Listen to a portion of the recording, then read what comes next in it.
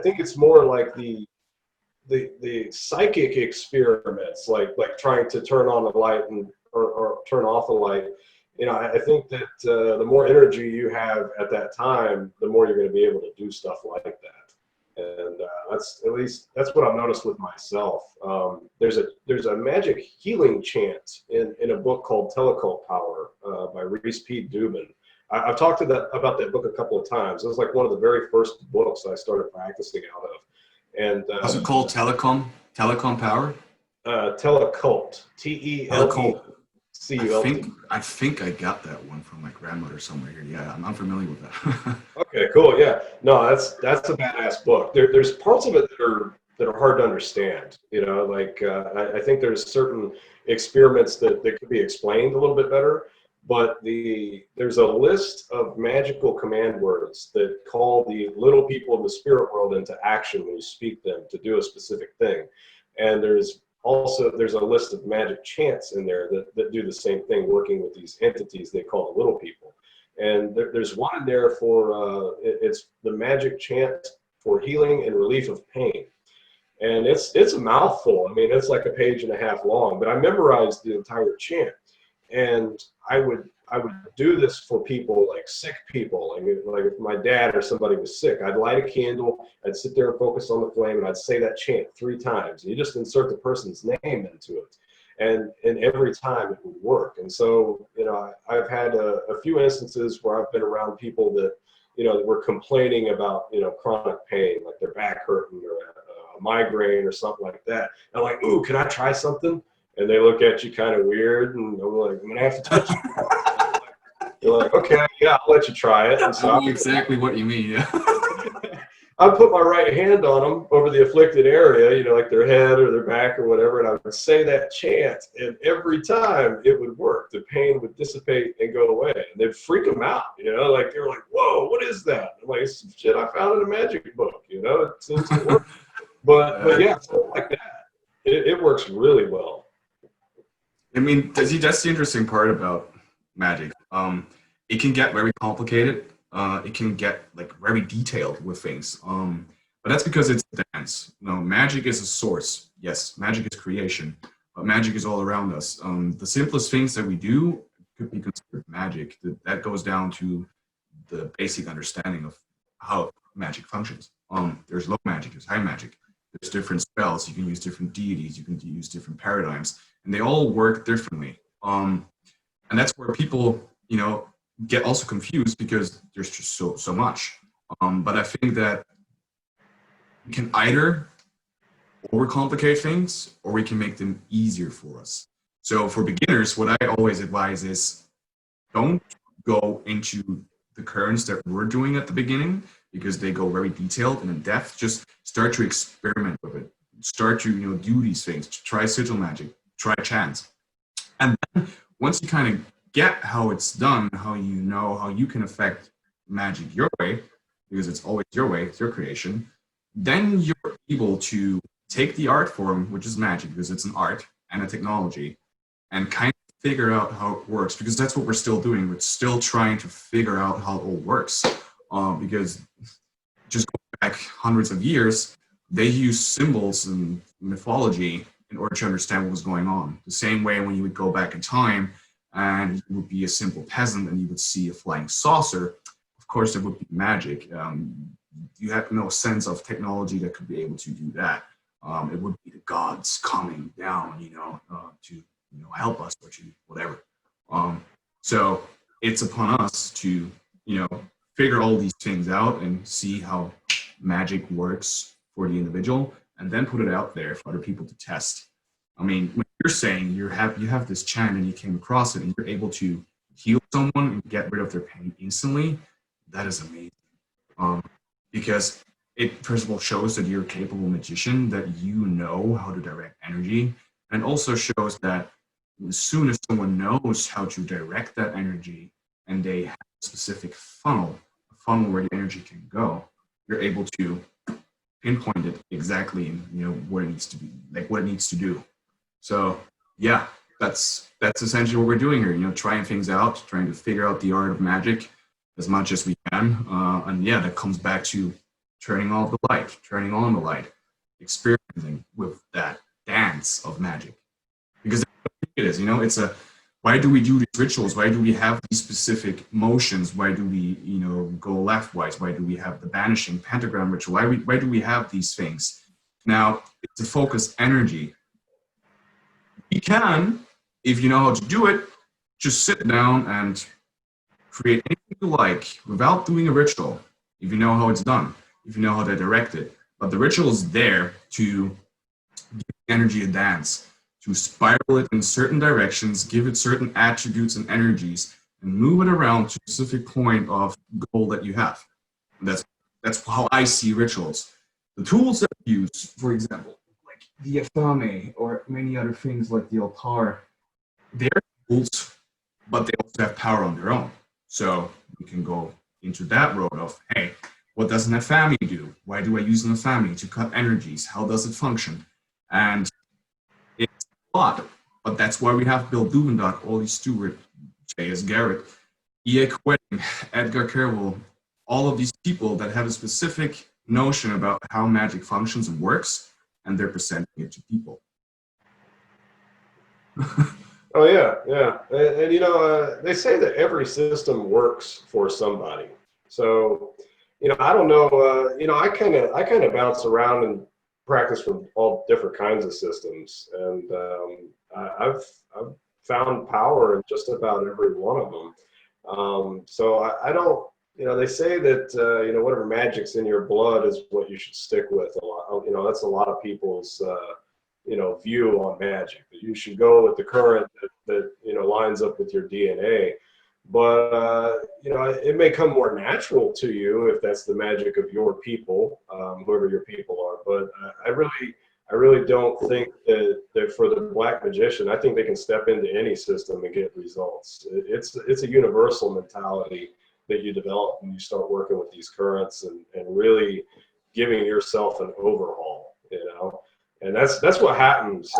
Everyone who first dives off into this practice, especially like evocation, they undergo massive changes, and they're usually painful in the beginning. And that's why a lot of people run the other direction, because you know, you start, weird shit starts happening, you start getting scared and having anxiety, and oh fuck, something just touched me. They're gonna run straight for the shrink or run straight for the priest, and they're just going to fuck you off even worse. My advice has always been, like, once you start down a path, you got to see it through. So, you know, but once you do, you're always better for it. You'll always come out the other side, and you look back, you're like, man, that was hard, but I'm glad I did that.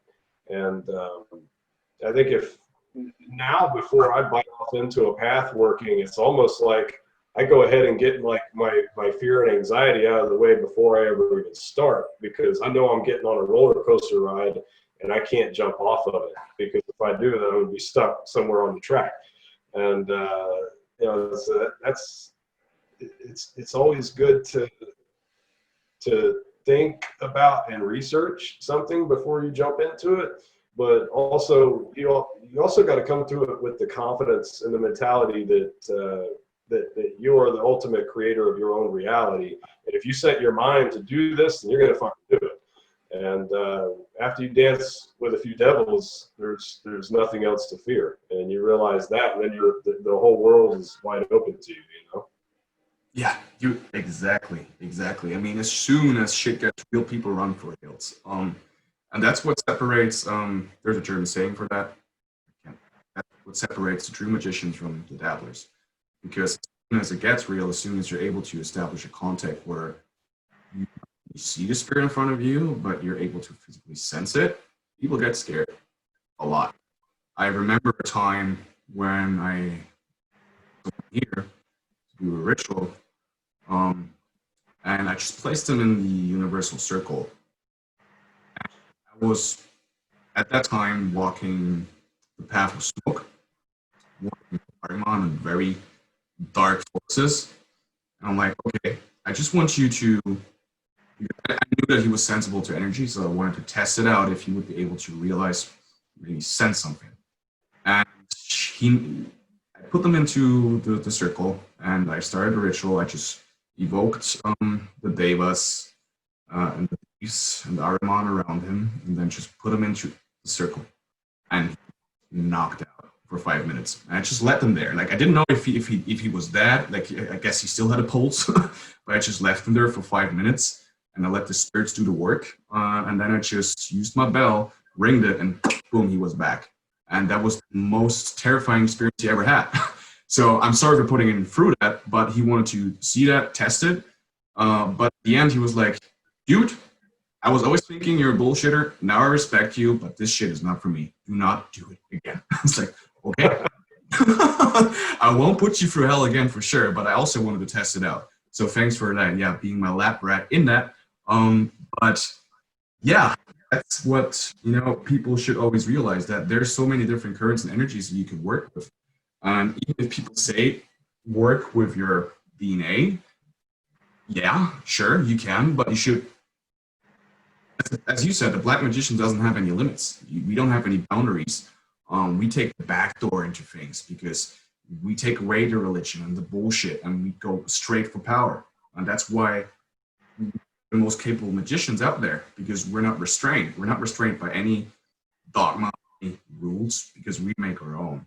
And then it comes down to how sane you are, because a lot of people, they get lost within that. And that's why I think it's very important to also be grounded within reality, and not to lose the sense of, which also comes down to the Black Magician again, because we're the ones trying to deify ourselves with the egoic self and still having that presence, but merging it with something bigger, with the higher self. You can dissolve yourself into nirvana if that's your thing. But if you don't stay grounded, if you don't have an egoic self which you can work with, the mask that you wear in order to cope within reality, you're going to have a very difficult time.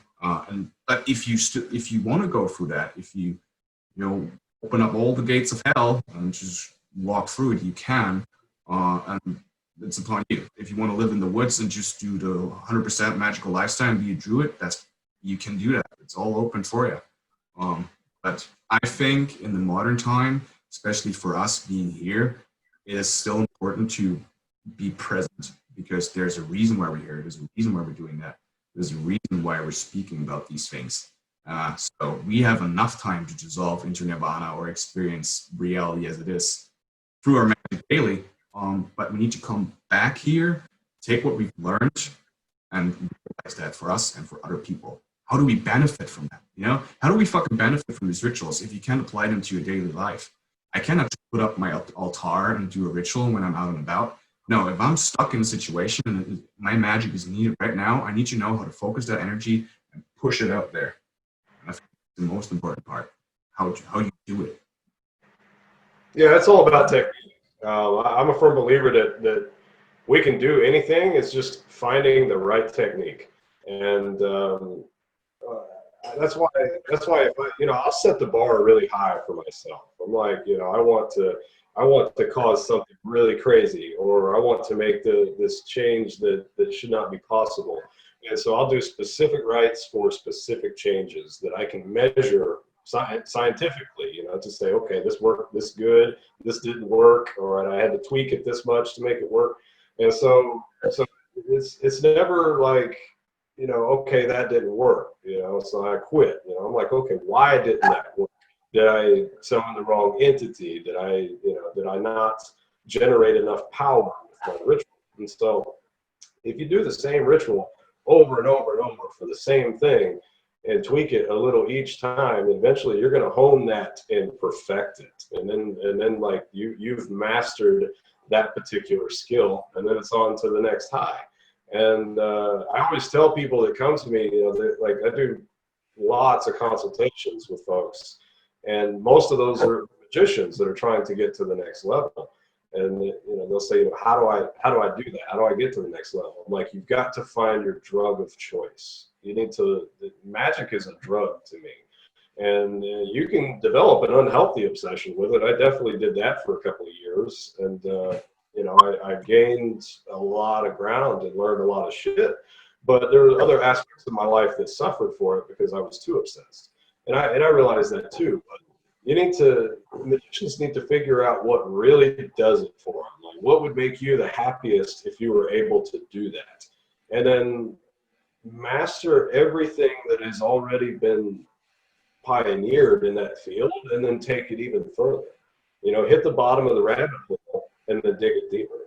And everyone who does that comes into their own, and they end up really becoming a very well adept magician in whatever field of practice that it is that they're trying to master. And you know, I don't think there are any masters, at least not walking around in physical bodies. Everybody who's here on this physical plane is trying to figure shit out, because none of us have all the answers, and you can always get better, you know. But it's a drug, and if you look at it like that, then and you do it in a healthy way, it's an addiction that will benefit your life instead of ending your life. And as long as your quality of life is good, practice is good. If your quality of life is bad, then your practice is bad as a magician. So that's something that's just how I look at myself and try to keep myself in check. And my wife keeps me in check too, because if she didn't, I would probably be in a loony bin a long time ago. Yeah, we all have our grounding parts. But yeah, that's you know, you hit the nail on the head here. You just gotta do it. But a lot of times when things get dark, like shit gets dark, and, sometimes very difficult. But there's a reason for that. We're being tested, because anything that doesn't kill you, it's the most basic saying, but it's true. It doesn't. Anything that doesn't kill you makes you strong. And going through the left-hand path and working with demons and, you know, dark masks of ancient deities, they're going to test you. They're going to kick your butt. Like, they're going to make you realize what you're capable of by showing you who you truly are, and they will put you through hell. And the more you do it, the more obsessed you can become of, you know, going through the hardship in order to have that power. Because when you are in these moments of power and you feel it and it's radiating through you, there's nothing in the world that could stop you. That's how it feels like. And then we come out stronger again. And the ones that are leading this path, the ones that are pioneering things like you're doing, they are doing ritual daily in order to specifically get the right details done to make it perfect, to scientifically prove for you and others, hey, that this shit, it fucking works. I'm not even kidding. Even if you don't believe in magic, I will do that ritual for you and you will see the results. Doubt can always play a role for sure, especially when you do ritual for hires for others that don't know how to do it. But the more you do it, the more you practice it, the more you get the hang of it. And that obsession, I mean, for me, magic has always been a thing that's in my life. So for me, I use drugs for sure. I mean, I'm a smoker. I smoke weed, and I'm in the mindset of trying new things out. I'm not the best when it comes to addiction. I am addicted for certain things for sure. But when it comes to magic, magic is that baseline addiction that is always there, because with power comes great responsibility, as the uncle of Spider-Man in the comics always said. I always like to quote that thing, because that's just true. The more power you have, the more wisely you should, you know, use it. If I would want to, I could curse anyone that I want that has said something bad against me, but what would that say about me? Am I that insecure? No, I'm way above that. You know, I do not care. Even if I know what you're going to do to me, what you're going to say, I already realized that before you even realize it, and I move around you. I don't care. If you're truly hurting me, if you're taking full force against my life, be ready to, yeah, get something back for sure. But that really comes down to character, because a lot of people that do this, Black Magic, I have met a few, their character is not the best example of what we should strive for, because I think balance is very important. And if you're not balanced enough, you can kind of, you know, fall to both edges. So it's very important to stay within that middle ground of, you know, being here, but being